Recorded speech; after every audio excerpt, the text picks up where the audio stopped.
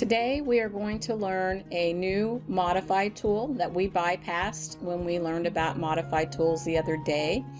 On our home page, if you go to AutoCAD, it's life-changing, and you scroll down to part 5 on Hooray for Arrays.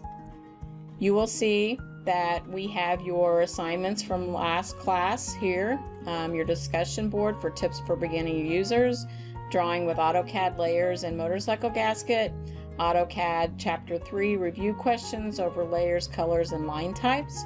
You do have a new reading assignment, which is Chapter 8 on polar, rectangular, and path arrays. And here is where we are going to talk about arrays.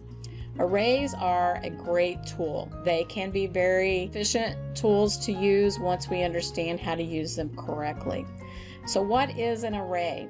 An array is a pattern of copies placed in rectangular or a circular pattern or repeated items following a path. That is the description from AutoCAD. We have a tool for this command, and it's on the modify ribbon, but it is a little tricky to use. I recommend that we actually type in the command array classic.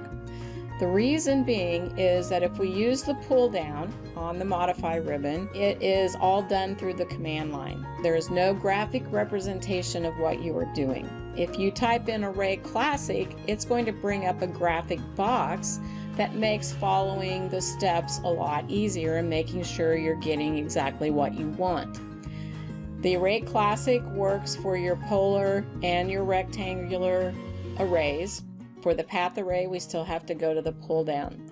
So again, I'm going to teach you by using Array Classic. I will show you when we get into AutoCAD how you can use that with that. As I mentioned, there are 3 different array commands. There's the polar, the rectangular, and the path array. You must decide, given the information that you're given in a project or an assignment, which one of these tools you need to use. So again, it's going to involve your critical thinking and problem-solving skills. So let's go ahead and open up our AutoCAD and get started learning about arrays in AutoCAD.